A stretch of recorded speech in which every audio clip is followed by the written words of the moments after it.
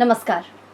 Mithilanchal FM 105 megahertz, Mithilanchal FM online आ Mithilanchal TV पर कार्यक्रम स्वास्थ्य परिचर्चा लक उपस्थित भ गेल छी हम गायत्री और अपने संपूर्ण श्रोता सबके कार्यक्रम स्वास्थ्य परिचर्चा में हार्दिक स्वागत करैत छी। आजुक स्वास्थ्य परिचर्चा में हम सब स्त्री तथा प्रसूति रोग संबंधी बातचीत करब, जाहिमे खास करके हम सब बातचीत करऽ के प्रयास करब प्रेगनेंसी नॉलेज की छै, प्रेगनेंसी के अवस्था, गर्भावस्था की छैक और ओहिमे की आवश्यक छै ओहि गर्भावस्था में, ताहि संदर्भ में हम सब बातचीत करब। जाय के लेल हम सब अपना स्टूडियो में आमंत्रित केने छी डॉक्टर शैलेंद्र शाह, जे स्त्री तथा प्रसूति रोग विशेषज्ञ छथि, राम जानकी हॉस्पिटल मरवा के पाछा बैसे छथि और माँ भगवती क्लिनिक हॉस्पिटल रोड में हुनकर अपन क्लिनिक छनि। तऽ डॉक्टर शैलेंद्र शाह के स्वागत करी। डॉक्टर साहब अपने के स्वागत है कार्यक्रम स्वास्थ्य परिचर्चा में। नमस्ते। सबसे पहले डॉक्टर साहब हम सब आई अपना श्रोता सबके एक कॉल पर हम सब चाहे छी जे छोटकरी में अपने किछ जानकारी करा दी, कियाक हमरा सबके बहुत बेसी कॉल और मैसेज अबैया जे यूरिन इन्फेक्शन के विषय में छोटका, कियाक हम सब पहिनहु बातचीत क चुकल छी जे यूरिन इन्फेक्शन की छै केना छै, लेकिन ओहि के बावजूदो कॉल अबै छै जे यदि ई 90% महिला में होइ छै तऽ कैला एकरा समाधान नहीं निकले छै, कथिला भ जाइ छै, केना एकरा से बचल जाए से। और दूसरी बात व्हाइट डिस्चार्ज के लक आदमी किया ई बात नुकबै छै, कियाक तऽ बहुते आदमी के फोन आयल तऽ ई कहलैथ जे ई जे महिला संबंधी समस्या छै ओहि के लेल महिले डॉक्टर चाही, पुरुष संगे किया ई नुकाबऽ के एहन मेंटालिटी हेतै। सबसे पहले बात तो कहब कि पेशाब के इन्फेक्शन सबसे खराब चीज है कि अपन सबके समाज में महिला सब पानी बड़ कम पीबे छै, फुर्सत नहीं भेटै छै। फुर्सत के बाद दोसर भेले पानी एगो एहन चीज है ने कि आदमी के ध्यान नहीं जाए छै। पानी हमेशा हाथ में रहे छै लेकिन मुंह पर नहीं जाए छै, पहिन का चीज। दोसर चीज सर सफाई, काम धंधा में अते बिजी रहल है ना, एगो स्नान मात्र नहीं होइ छै बॉडी के सफा करे के तरीका। जते बेर अथी टॉयलेट जाए छै है ना, ओहि बेर सर सफाई के जरूरी होइ छै। आ दोसर चीज सर सफाई कैला के बाद में गुप्तांग के सुखाव तक पड़े छै। उ अगर मॉइस्ट रहे छै, भीजल नमीपन जे रहे छै, उ नमीपन आ बॉडी के टेम्परेचर जे होइ छै, उ टेम्परेचर बहुत फेवरेबल होइ छै बैक्टीरिया के, कीटाणु सब के बढ़ के। अगर वो चीज समय पर नहीं सूखल जाए, बेसी देर तक वो नमीपन में रह जाए तो वो बैक्टीरिया ग्रो कर जाए छै। स्किन में, छाला में अपना सबके हमेशा एगो बैक्टीरिया रहबे करे छै जेकर नाम छै स्टेफिलोकोकस ऑरियस। आ यूटीआई करे त इकोलाई चाहिए। अब नमीपन जत छै ओत त बैक्टीरिया त अपन सबके माटियों में छै, कपड़ों में छै। वो बैक्टीरिया वो जैते, वो ये ग्रो करते, ग्रो केला के बाद में एगो पैसेज बन जाए छै जे नमीपन क्रिएट कर दै छै। वो नमीपन के कारण से वो अपन इंटर कर जाए छै, तै के बाद में पेशाब के इन्फेक्शन कॉमन भ जाए छै। आ दोसर चीज छै महिला सबके यूरेथ्रा जे होइ छै, पेशाब के जे नली होइ छै, वो पुरुष सबसे थोड़ा मोटा होइ छै। जत से कोलोनाइजेशन बैक्टीरिया के करऽ के एरिया भी बेसी भेट जाए छै, ट्रांसपोर्ट करऽ के भी एरिया भेट जाए छै। आ तै के बाद में वो तो हमेशा नमी रहे छै, तो हमेशा कुछ न कुछ, चाहे म्यूकस होए, चाहे कोनो सेक्रेशन होए, चाहे बाहर के कोनो पानी होए, वो सब के कारण से वो हमेशा भीजल रहे छै, जेके कारण से वो त ग्रो करे छै। आ प्लस यूरेथ्रा भी छोट रहे छै, पुरुष सब में लंबा होइ छै, महिला में छोट होइ छै, आ प्लस मोटा होइ छै। तो एगो सबसे बड़का फैक्टर छै ताकि पेशाब के इन्फेक्शन करा सके। ओहि के लिए सर सफाई आ पानी के सेवन बेसी, ताकि पेशाब जब लागे तब फ्लो कनिका बेसी निकले, ताकि सब चीज साफ हो जाए। अते चीज में ध्यान देवे पड़ते। बिल्कुल, जेना कि डॉक्टर साहब कहलखिन जे हमरा सबके प्यास लगे तखन मात्रे पानी पीबे छी, ओहि के बाद हमरा सबके ध्यान नहीं रह जाए जे एक दिन में कम से कम 4 या 5 लीटर पानी पीबक चाही। यदि पानी हम सब रेगुलर नियमित हिसाब से 4-5 लीटर पीबे छियै तो जे भी कोनो इन्फेक्शन इंटर करऽ चाह रहल छै वो पेशाब के फ्लो के कारण से बही जेतै। दोसर बात डॉक्टर साहब जे व्हाइट डिस्चार्ज के लऽ हम बातचीत केने छलियै, ई कथिला एहन मेंटालिटी हेतै जे ई गुप्त रोग छै, एकरा छुपा के राखक चाही, नुका के राखक चाही। ये सबसे बड़का गलती छै। ये चीज के कभियो नहीं छुपावे के चाहिए। ये जे सफेद पानी आना है, चाहे मेलछा पानी आना है, मार्जी का पानी आना है, ये सब एगो इन्फेक्शन क्रिएट कर देल छै। एकर कोनो फंगल इन्फेक्शन होइ छै, कोनो बैक्टीरिया के कारण से होइ छै, है ना, कोनो पैरासाइटिक सबसे होइ छै। अब सफेद पानी आबै छै, ओकर तुरंत उपचार करेला से सब चीज बढ़िया रहे छै। फर्स्ट थिंग पहिला चीज ई छै कि एगो फंगल इन्फेक्शन सबसे कॉमन छै अपना सबके, जे उजर उजर चीज जे कपड़ा में लाग जाए छै, है ना, ओकरा हमरा सबके भाषा में कैंडिडियासिस कहे छै। उ बहुत आसानी से ठीक हो वाला समस्या है। ओकरा छुपा कर राख के बहुत ही समस्या सब छै। एगो हमेशा दर्द, नीचा पेट में दर्द होना है, डांड में दर्द होना है, हाँ। दूसर चीज दिशा पिशाब के लिए उठपेट करे काल में भी दर्द होना है ना। तेसर आम जिंदगी में भी कोनो न कोनो समस्या होते के लगे हमेशा अपने आप के दवा के राखा में दिमाग हमेशा वही में लागल रह जाए छै। आ ई चीज के लिए डॉक्टर चाहे महिला हो चाहे पुरुष हो कह के मात्रे छै ने। एगो डॉक्टर तो डॉक्टर रहे छै, वहाँ के कभी भी छुट्टिया के नहीं देखे छै महिला छै कि पुरुष छै, है ना। अहाँ अपन समस्या बतेबे तो डॉक्टर ऑब्वियसली उपचार करते, लेकिन यह समस्या से बहुत लंबा समय तक जे रखबे तो एकरा कारण से अहाँ के बजदानी में इन्फेक्शन होते, तै के बाद में बजदानी फूलऽ लगते, महीनावारी के खराबी अते, है ना। तै के बाद आम जिंदगी में भी अहाँ के समस्या बढ़ते जेते। उ चीज के बचे के लिए जब भी कभी भी हल्का पानी जी के दिख लगले तुरंत उपचार कराओ, 5-7 दिन में अहाँ के ठीक भ जेते। दोसर चीज है वेजिनोसिस कहे छै, वेजिनाइटिस कहे छै, ट्राइकोमोनासिस, सब ई सब रोग सब भेले, है ना। ये सब कुछ एंटीबायोटिक सब लऽ के ठीक हो सके, एनरोब सब लऽ के ठीक हो सके, एंटीफंगल क्रीम सब यूज कऽ के ठीक हो सके। सर सफाई एगो चीज है, सर सफाई सबसे बड़का चीज है महिला सबके जे कर ही पड़े छै। दोसर चीज जेना पेशाब के खराबियों में कहलिए कि एगो नमीपन आ दोसर सर सफाई, ये दू बहुत बढ़िया एगो एक दूसरे के साथ तालमेल मिलावे छै। ई जे सफेद पानी आवे के समस्या भी वह कारण से भी होइ छै। पेशाब के इन्फेक्शन के लेल भी एगो कीटाणु के ग्रो करे के लेल वातावरण चाहिए, आ धाउत के समस्या के लेल भी एगो वातावरण चाहिए। वह सर सफाई के कमी के कारण से वो चीज भेटे छै। आ ई चीज सब के लेल समय पर उपचार करबा के लेल अहाँ सबके जब भी कोनो समस्या होइ छै तुरंत पहुँचिए, उपचार कराबी। नहीं तो फनु आजकल के अपन सबके गाँव घर में देखबे करे छिए ऑपरेशन के तो एगो ट्रेंड चल गया छै, है ना। 25 साल से लऽ ऑपरेशन करे के शुरू हो जाए छै। आ काउंसलिंग एने होइ छै गाँव घर में 25 वर्ष के महिला के यूटेरस हटा देल जाए छै, हटा देल गया। हम खुद देखले मतलब छी, ई थाई ये समाधान छै त कहियो नहीं छै। तो इस थाई समाधान नहीं भेला के बाद एतेक बड़का रिस्क किया? ई तो डॉक्टरे करैत हथिन। ई रिस्क अहाँ के ई काम गाँव से शुरू होइ छै। केकरो धाउत के समस्या छै तो गाँव घर में हम पेशेंट के मुँह से प्रत्यक्ष सुनने छिए कि बजदानी में घाव भ गेल छले, हमरा कहल के हम दरभंगा जाकर ऑपरेशन करवा लेली। हाँ, बॉर्डर साइड में कुछ जगह सब छै, है ना, जना विश्वास कथी कथी सब नाम लेत रहे छै, ए सब जगह पर जाकर ऑपरेशन कै लागी तो बजदानी में घा छलिए। बजदानी में घा कथी के कहे छै से तो मालूम छै कि नहीं छै, हमरा तो सेहो पर डाउट लगे छै। बजदानी में घाव कत होइ छै, कथी के कहे छै? एगो हम सब बुझे छी कि सर्विक्स के इन्फेक्शन होइ छै, ओकरा हम सब सर्विसाइटिस कहे छिए। वो एगो बैक्टीरियल इन्फेक्शन के कारण से चाहे एगो फंगल इन्फेक्शन के कारण से होइ छै। अब वही चीज के लऽ कऽ ऑपरेशने कऽ दी, कोनो बढ़िया बात तो नहीं भेले। एगो यूट्रस आ एगो दूगो जे ओवरी रहे छै, एकर महिला के जीवन में बहुत बड़का प्रभाव छै।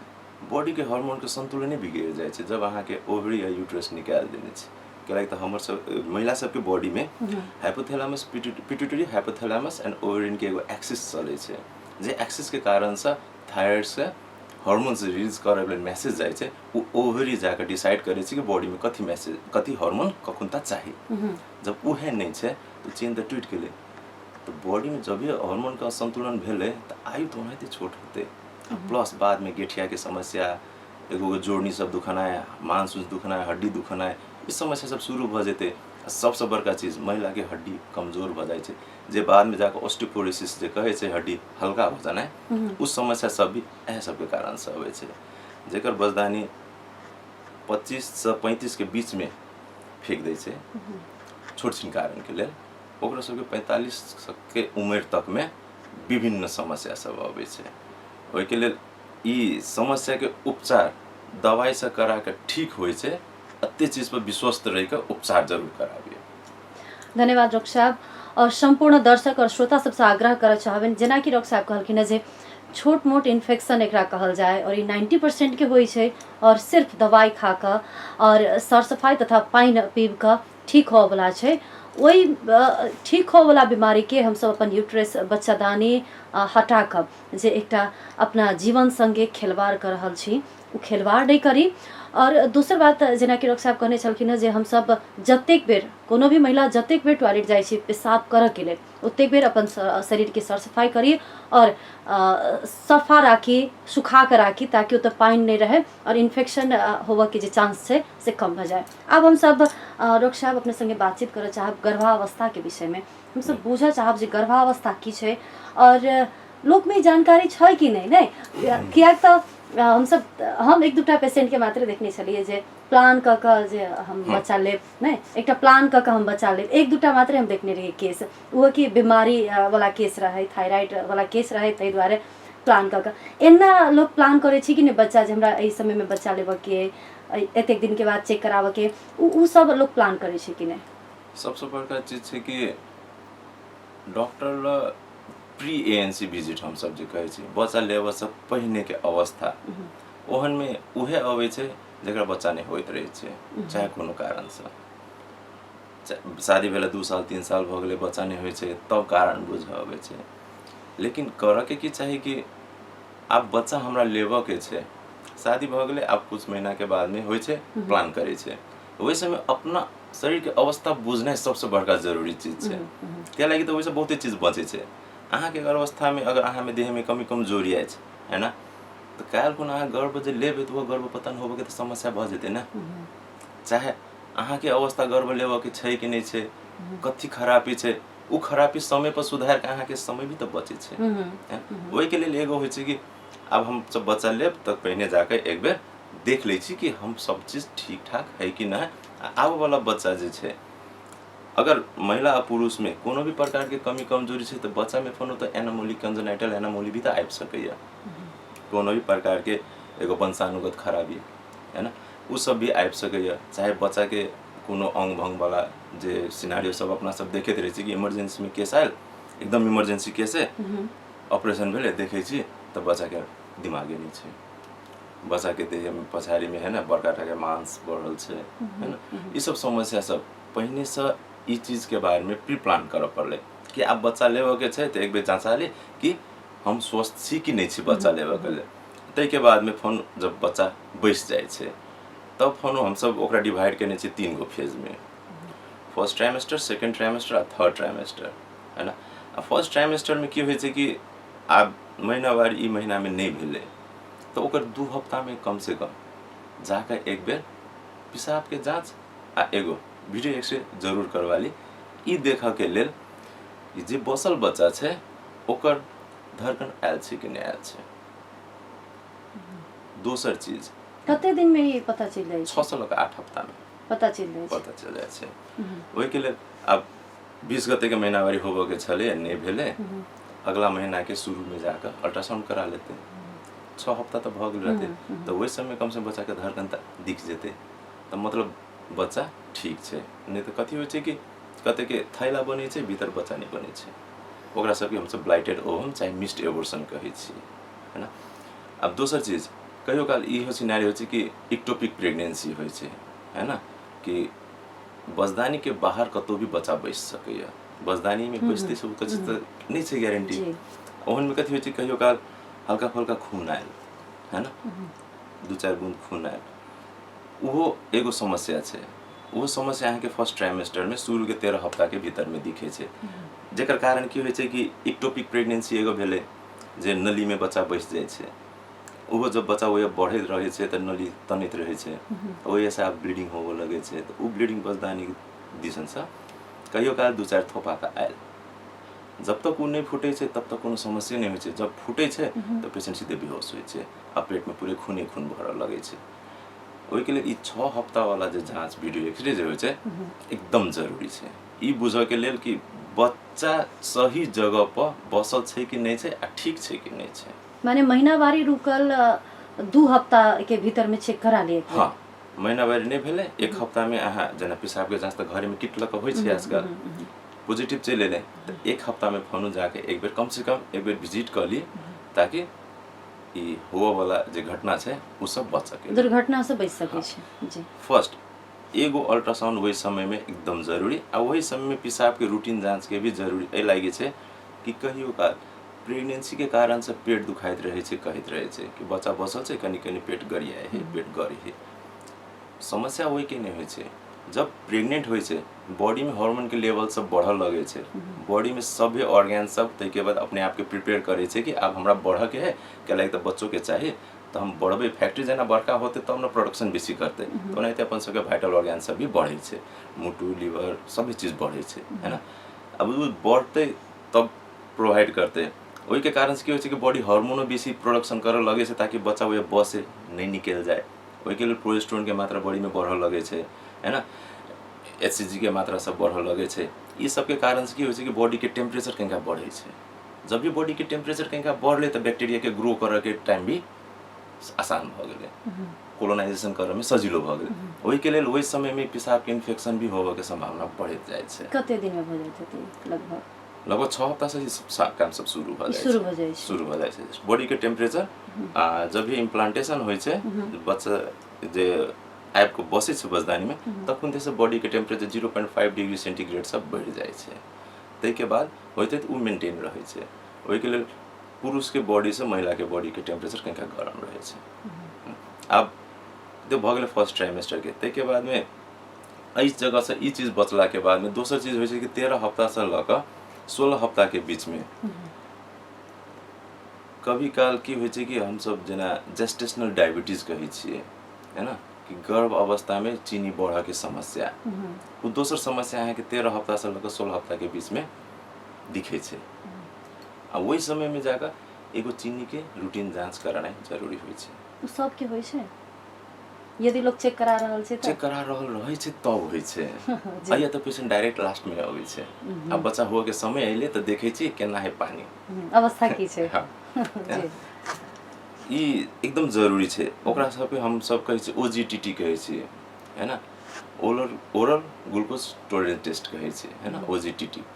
अब एमे की होइ छै कि एगो फास्टिंग करबै छियै भूखल अवस्था में एगो चीनी के जांच, तै के बाद में कुछ खिया कर एगो अमाउंट ऑफ शुगर इनटेक करा कर तै के बाद में फोन ओकर जांच कयल जाय छै, ओकर कैलकुलेशन देखल जाय छै 1 घंटा 2 घंटा 3 घंटा में चीनी केना बढ़े छै ताकि बॉडी के संतुलन जे छै उ मेंटेन करे छै ने, बॉडी ओकरा लेल चीनी के लेल अपने आप के तैयार केने छै कि नहीं केने छै वो चीज जाने के लिए कहे लगी। तो प्रेगनेंसी जेना ऑर्गन सब बढ़े छै ना, ऑर्गन सब बढ़ला के कारण से की होइ छै कि कुछ चीज सब में कमी कमजोरी रह जाए छै।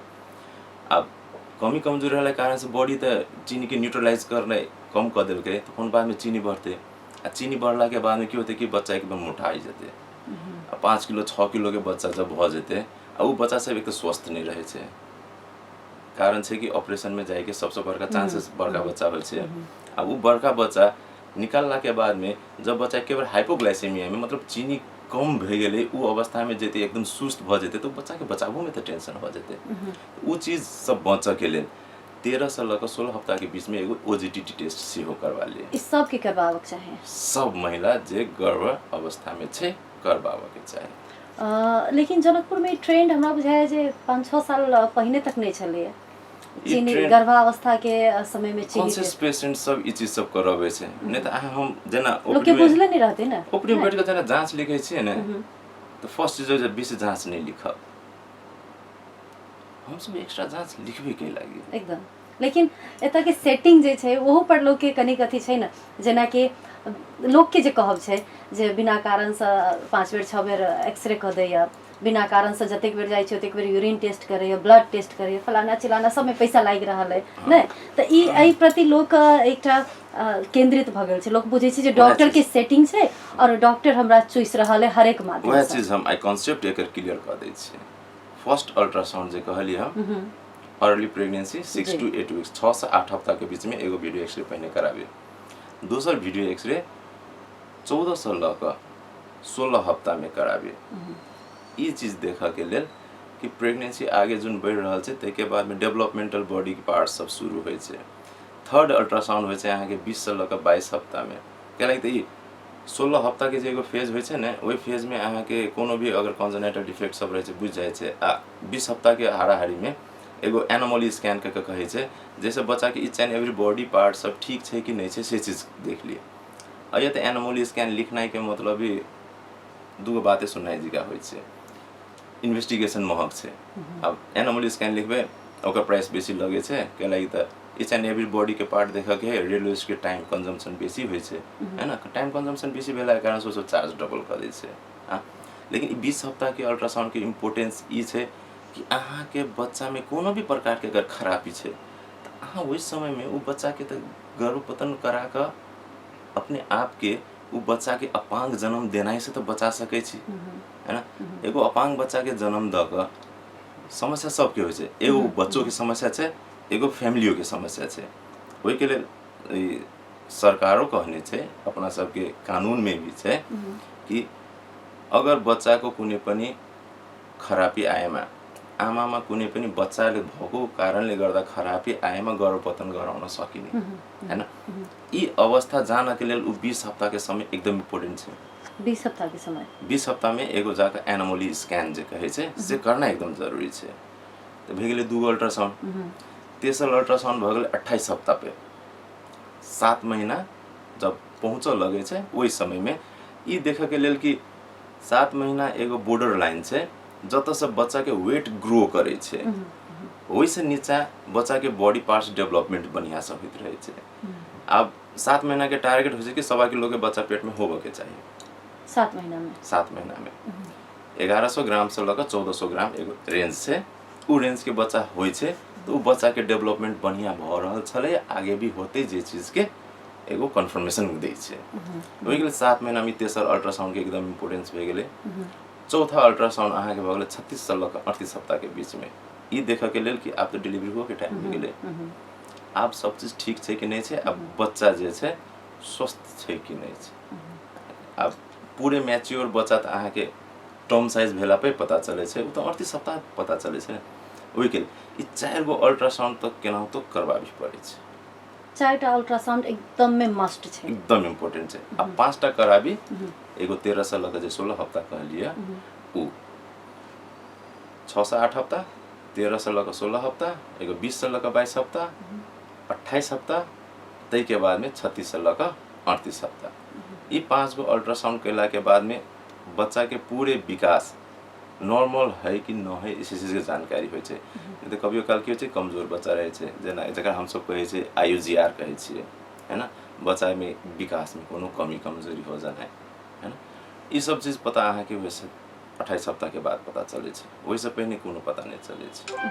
अब 28 हफ्ता के बाद में अल्ट्रासाउंड नहीं करे तो एक बेर में जाए आपका अब हुआ के समय भे गेले, वीडियो एक्सरे करबे छै, वही समय पता चलते कि 2 किलो के बच्चा है ना।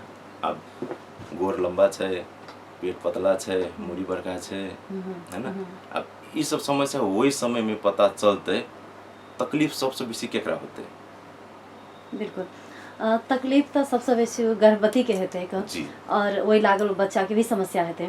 हम सब ओहो विषय में बातचीत करब जे जेना अपने कहले नि जब बच्चा के वेट कम हुआ बेसी के लक एहि के लक एकटा गलत बुझाई छै या फिर अपने सब पर आरोप कही एकटा आरोप सेहो छै, ओहो के विषय में बातचीत करब। लेकिन वैसे पहिने जे 3टा फेज अपने कहल गेलै ने 3टा अवस्था गर्भावस्था के, ई तीनों गर्भावस्था में अपने हम सब अखन तक बातचीत के लिए खाली वीडियो एक्सरे के ओहि समय में की डाइट आवश्यक छै और की इंजेक्शन सब लगे छै ने, उ सब प्रति लोग के त कतेक बेसी अपने के कॉन्शियस देखल गेलै। इन्वेस्टिगेशंस कराबे के जरूरी फर्स्ट ट्राइमेस्टर में जेना शुरू के फेज में एक रूटीन एग्जामिनेशन कहे छै, जेमे कोनो भी प्रकार के सर्वा रोग छै कि नहीं छै उ चीज के जानकारी ल लिया। दोसर चीज छै कि बॉडी के जे हार्मोन्स सब छै उ चीज के संतुलन ठीक छै कि नहीं छै से चीज के जानकारी ले लिया। ओहि के लेल बेसी जांच नहीं कराए, बस एगो TSS जांच मात्र करा के भी ओकर समस्या के समाधान, बाकी हार्मोन के बारे में नॉलेज एगो TSS करेला के बाद भी पता चल जाए। अगर TSS में कोनो खराबी छै तो आगे के और जांच होते, एके बेर सबे जांच लिख के तो पैसो तो बेसी लगते। अब बाकी हार्मोन सब के जांच के अब सभी जांच करबो लगते 10-12 हज़ार रुपया खर्चा होते, केकरो भी अपन सबके समाज में होते सभी आदमी धनिक त नहीं छे तो एगो टीएसए जांच 400-500 रुपया में भ जेते ओई में अगर कोनो खराबी अइले त आगे के जांच है ना नहीं तो बाकी रूटीन देह में खून कते छे चीनी कते छे पेशाब में कोनो इन्फेक्शन छे कि नहीं छे सर्वा रोग के बारे में जानकारी एगो टीएसए अत्य जांच शुरू के अवस्था में कली तै के बाद में सेकेंड ट्राइमेस्टर में जाकर हर एक 1.5 महीना में कम से कम एक बेर पेशाब की रूटीन जांच जरूर करा ली 1.5 महीना हर एक 1.5 महीना में कथी लाई आवश्यक छे यूटीआई से बचे के लिए पेशाब के इन्फेक्शन से बचे के लिए गर्भावस्था में सेहो भ सके गर्भावस्था में सबसे बेसी पेशाब के इन्फेक्शन होय छे ओकर की कारण हेतै त ऐसे पहले भी कहलिए उहे कि पानी बॉडी के कमी। टेम्परेचर बढ़े छे तै के बाद में शुरू के 3 महीना जे उल्टी सब होइत रहे छे किछ खाए पिए नहीं छे पानी की कमी हमेशा रहे छे है ना जब भी पानी की कमी होते तो बॉडी के टेम्परेचर आरो बढ़ते जब भी टेम्परेचर बढ़े जेते तो बैक्टीरिया के ग्रो करे के टाइम में तो बढ़ जेते सर सफाई का हो के लिए बॉडी अपने आप के पसीना से जो सफा करे छे ऑब्वियसली यहाँ के देह में पानी नहीं छे तो पसीना तो नहीं होते तो सभी टॉक्सिन तो बॉडी में रह जाए छे ना तो बॉडी में टॉक्सिन अते रहते तो ऑब्वियस दिक्कत तो बढ़े जेते आ जना पेशाब के खराब भी बढ़ते ओने ते फोन उल्टी वाला समस्या वो आरो बढ़ जेते बच्चा की इन्फेक्शन खराबी करते कि नहीं करी छे पेशाब के बारंबार खराबी होना है ये गर्भ अवस्था में जे पानी के थैला फूट के पानी बही गेले जे कहे छे ई समस्या बहुत ज्यादा दिखल जाए छे सबसे बड़का कारण इन्फेक्शन छे इन्फेक्शन एकटा सबसे बड़का नियरली अबाउट 60 to 80% काउजेस कहे छे कि एगो इन्फेक्शन के कारण से पानी के थैला वेदन आवे से पहले फूट जाए जेके कारण से पानी नहीं रहे छे पेट में अब बच्चा बचावे में भी दिक्कत आ उहे 30-32 हफ्ता के ऊपर रहले पानी के थैला फुटले तो बच्चा बचावे के लेल हम सब कोशिश करी छे बचाबै छिए लेकिन उहे वही से पहले रहले तो बच्चा तो ओते मजबूते नहीं भेल रहे छे कि दुनिया में आबि के सांस ले सके तो ओहन अवस्था में बिरामी के पैसा खर्चा भी बहुत ज्यादा भ जाए छे लकीली बचे छे कुछ 26 हफ्ता तक के तो हम बचबै छिए लेकिन वैसे आगे वाला के बच्चे डेवलप नहीं भेल रहे छे तो ओकरा बचाना भी मुश्किल छे अपन सबके ई सिनेरियो सेटअप में अपना सबके पास ओते एडिक्वेट अमाउंट में इनक्यूबेटर सब अवेलेबल छे ने जना हम एगो इनक्यूबेटर तो मंगैली हाँ लेकिन वो एक इनक्यूबेटर हम जनकपुर के नहीं धान सकै छे जनकपुर के वरीपरी बहुते गांव छे बहुते पेशेंट सब छे हम एगो पेशेंट के वही जगह पर रखे छी तो उ पेशेंट 1 महीना इनक्यूबेटर में रहे छे तो 1 महीना तक हम दूसरे पेशेंट के सेवा तक नहीं दे सके छे सेवा बढ़वा के लिए इन्वेस्टमेंट चाहिए इन्वेस्टमेंट करे के लिए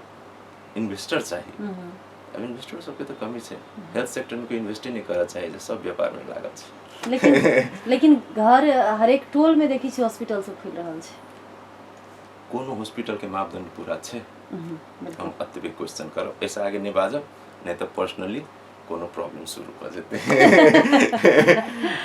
डॉक्टर साहब बहुत ही बड़का बात बहुत ही इजीली जे कहलखिन जे मापदंड पूरा नहीं भेल हॉस्पिटल सब एतऽ बहुत ज्यादा छै जकर समाचार से हम सब अपने सबके बीच में रखते रहे छी जेना कि कहलखिन जे हर एक 1.5 महीना में यदि यूरिन पेशाब चेक हम सब करबै छियै तो उ जे वेदन शुरू होबे से पहले या फिर 7-8 महीना में भी पाइन फूट जेनाइ पाइन के थैली फूट के पाइन एनाइ के जे समस्या छै जे कारण से कहियो काल बच्चा नहीं बचल तो कहियो काल ऑपरेशन में प्राय ऑपरेशन में जाए पड़े छै ने डॉक्टर साहब पानी नहीं रहते बच्चा सूखा रहते तो वो बच्चा कते देर सर्वाइव करते वह पानी पी के तो बच्चा जिंदा रहे छे अब पानी नहीं रह जेते तो कोनो उपाय तो नहीं छे ते के बाद हम सब चूज करै छिए अगर ये बच्चा बचबा सकै छी हम सब हां तो हम सब पेशेंट के काउंसलिंग करै छिए कि अब ये बच्चा के एना सेटअप में रह के एना क के हम सब कोशिश कर सकै छी बच्चा अहाँ के हाथ लाग सके हां ते के बाद में दोसर बात बचे छै खर्चा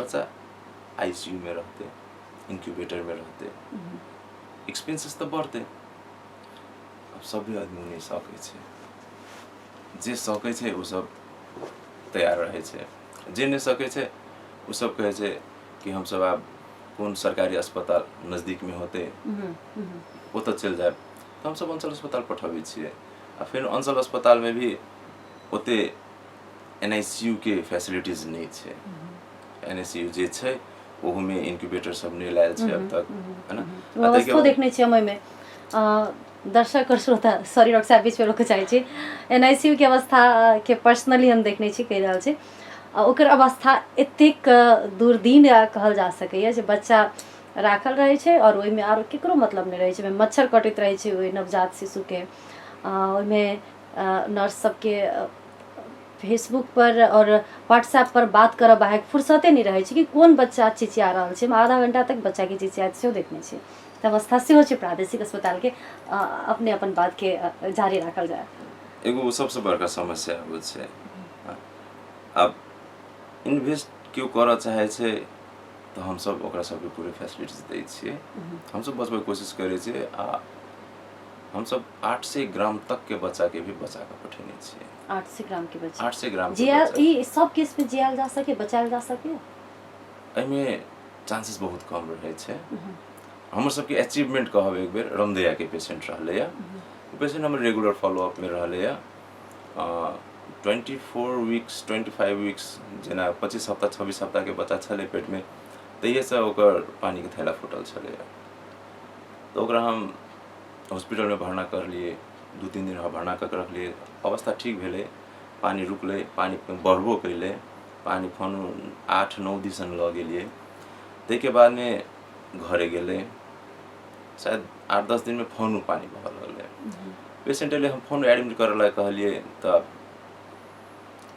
अब अहू में एगो प्रॉब्लम भ जाए छै ई चीज बाजे के चाहे नहीं बाजे के चाहे हम नहीं कहब नहीं कहल जाए की छै समस्या अपन सबके समाज में सबसे नहीं निमन चीज छै बेसी बुद्धियार होना सब सेक्टर में बुद्धियार चीज सब एक जनरेशन ऊपर के आदमी करे छै हां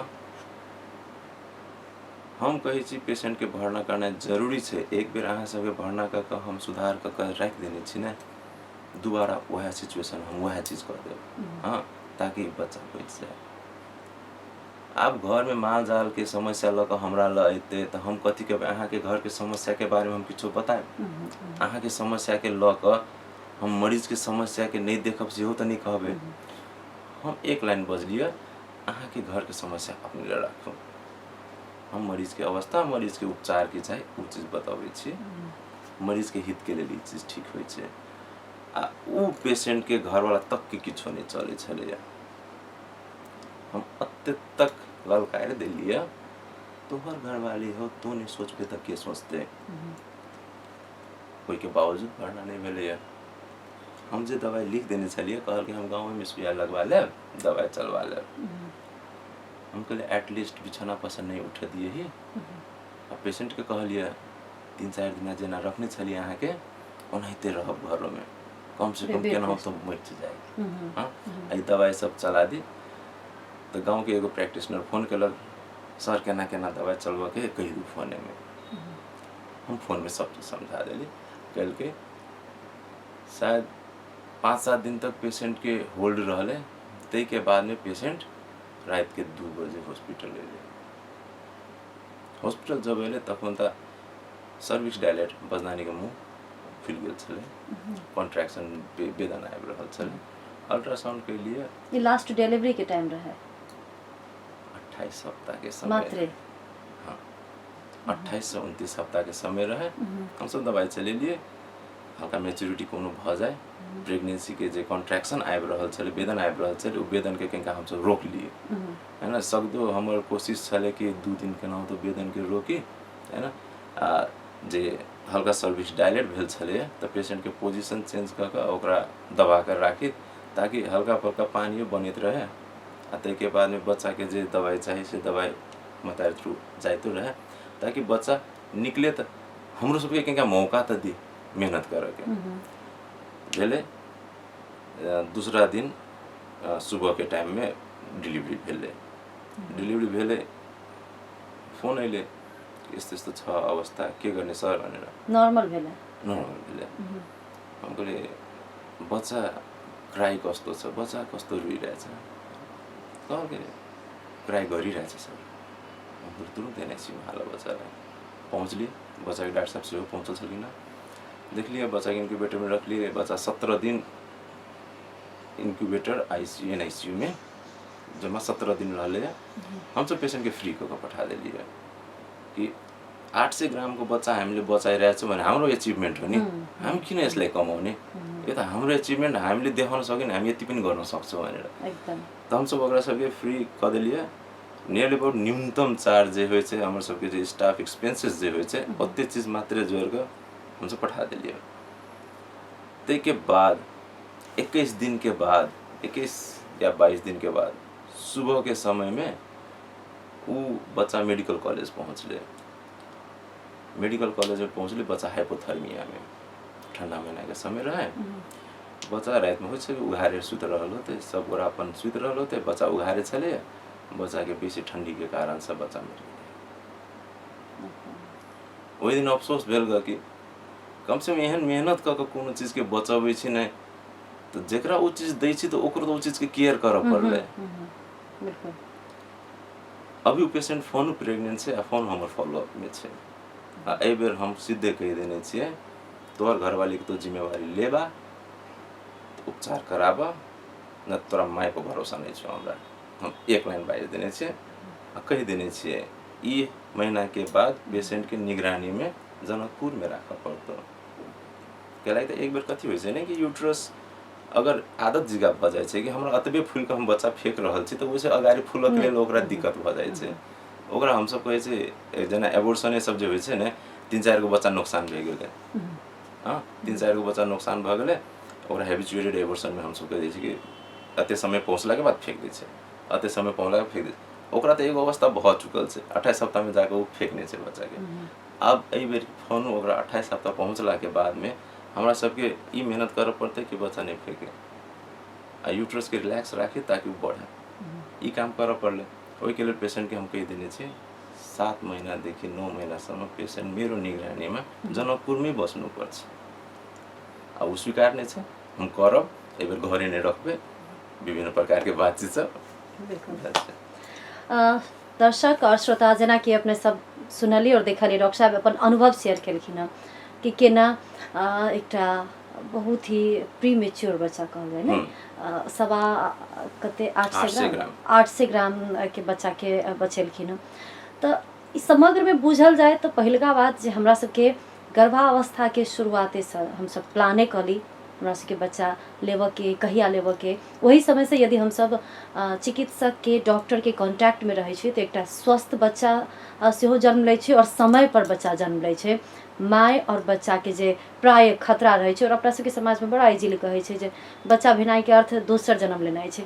लेकिन उ दोसर जन्म लेते कि नहीं लेते, उ लेबऽ सकते कि नहीं, उ अवस्था में चाहे बच्चे जे आबि रहल छै ओकरा कोख से उ स्वस्थ एते कि नहीं एते, उ जीते कि नहीं जीते, ओकरा केयर केनाइ हमर अहाँ के जिम्मेवारी छै। तही दुआरे डॉक्टर साहब कहलखिन जे विभिन्न फेज छै, विभिन्न अवस्था छै, उ अवस्था में चेकअप करेनाइ आवश्यक छै।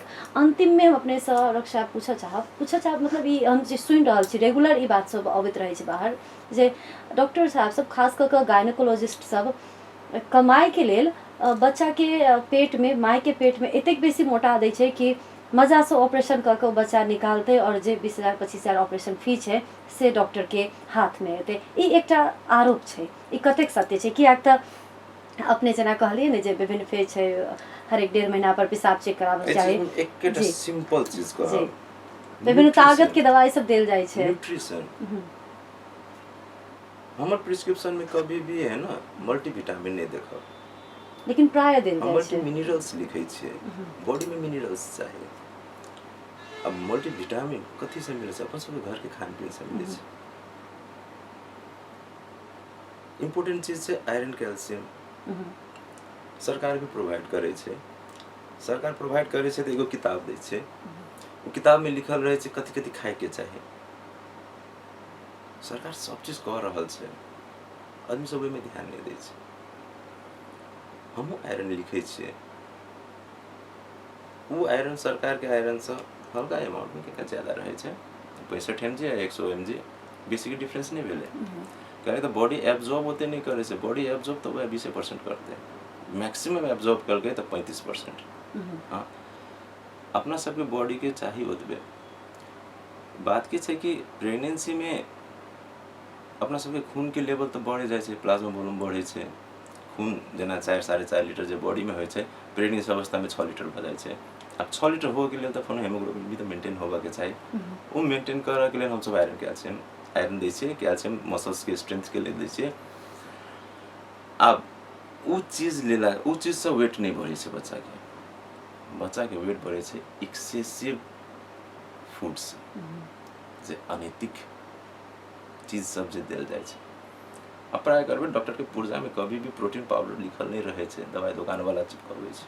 अच्छा हाँ? कुछ गाय के अवस्था दूध में पीबही के लेल डॉक्टर सेहो कहै छै गाय के दूध में पाउडर ध के पीबे करब। उ पेशेंट के कहल जाय छै जेकर बच्चा में कोनो भी प्रकार के वजन में कमी कमजोरी आबै छै, ओकरा कहै छै लिख देने से 15 दिन चाहे 1 महीना, लेकिन की करे छै रेगुलर ले ले कतो गेल पुर्जा देखबो त 1 महीना के फोन द देलक। 1 महीना में अहाँ फोन जे डॉक्टर ले विजिट करे जेबे, आ फोन जे अल्ट्रासाउंड होते है बच्चा के वजन ठीक रहते तो डॉक्टर तो लिख कर नहीं देते कि आप फोन अहाँ के खाए के जरूरी छै। उ दवाई दुकान से शुरू होइ छै, उ एगो व्यापार छै। उ व्यापार के चक्कर में फंसे छै।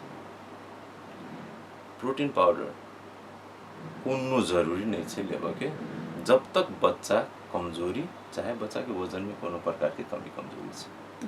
नहीं तो अपन बॉडी के लिए मिनरल्स चाहिए आ कुछ विटामिन सब चाहिए, वो विटामिन घर के खान पीन में भ जाए छै। अपना सबके खान पीन सभे रंग के नहीं होइ छै, अपना सब सीजनल फूड खाइ छै, सीजनल वेजिटेबल्स तरकारी सब खाइ छै। फल फूल के तो नामे छोड़ दियो, गांव घर में फल फूल मतलब बीमार है तभी खाए छै, स्वस्थ आदमी फल फूल नहीं खाए छै। हां वो फल फूल कथी खाए तो केरा पाकल है तो केरा काट ली छी, है ना। आम है अभी तक आम खाए छी, जबकि प्रेगनेंसी में आम खिला से बॉडी के चीनी तो बढ़ते है। वो चीज सब सोचे पड़े। अब अहाँ चीनी खा रहल छी या बच्चा बढ़ रहल छै, वो चीज पर ध्यान देवे पड़ले।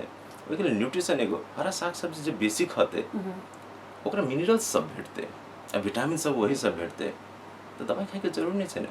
Only important is iron and calcium अहाँ लेते रहबे, वो 16 हफ्ता के बाद एकदम जरूरी है लेना। वैसे पहले लेना भी ओकर जरूरी है, वैसे पहले फोलिक एसिड काम करते रहे छै। फोलिक एसिड से भी बॉडी के खून बढ़ा के क्षमता से बढ़ावे छै, आ तै के बाद बच्चा में हुआ वाला जो दिमागी कमी कमजोरी होइ छै से ठीक करे छै।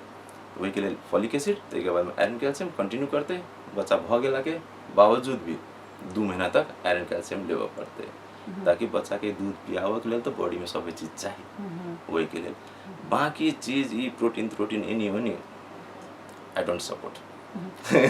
दूटा एकदम लास्ट में क्वेश्चन है, किया तो हम सब समय से फाजिल जा रहल छी, लेकिन मन में आयल दूटा क्वेश्चन है और हमरा बुझाय जे इम्पोर्टेंट छै। एकटा तो पहिलका बात जे बच्चा कते केजी के नॉर्मल मानल जाय छै। बच्चा लगभग 3.5 किलो तक के होय वो नॉर्मल होय छै।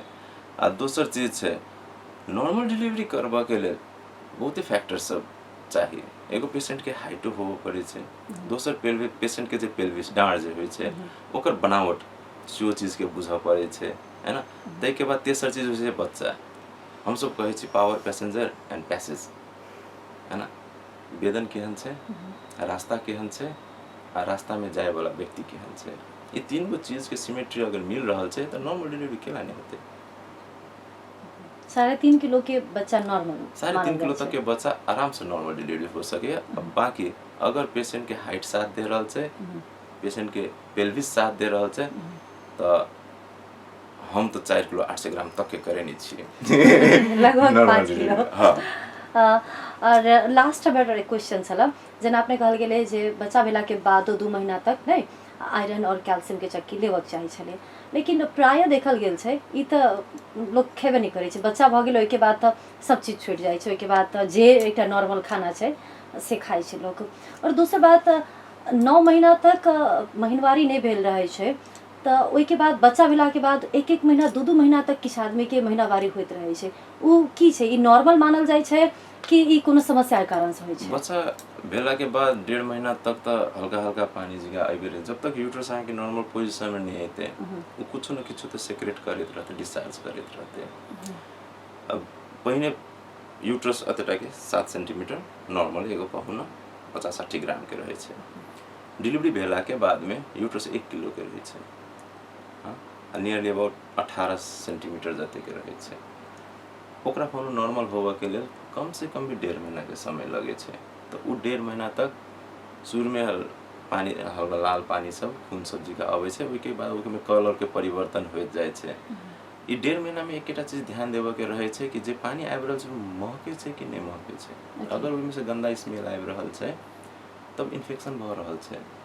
जे इन्फेक्शन अहाँके बजदानी में अगर भऽ जाइ छै तऽ पेट दर्द जोर से शुरू होइ छै आ जेकर उपचार अगर समय पर नहीं हुई तऽ फिर बाद में बजदानी के इन्फेक्शन बढ़ के बजदानी फेंकऽ के अवस्था तक चलि अबै छै। ई एकरा हमसब इंडोमेट्राइटिस कहै छियै।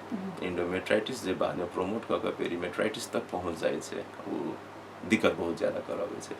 ओहिके लेल सर सफाई जे लगे तऽ कुछ न कुछ तो बहि रहल छै, किछो आबऽ के रास्ता छै तऽ वही रास्ता कीटाणु घुसऽ के भी तऽ रास्ता वएह बनि जाइ छै। ओहिके लेल सर सफाई करे छै 1.5 से 2 महीना तक।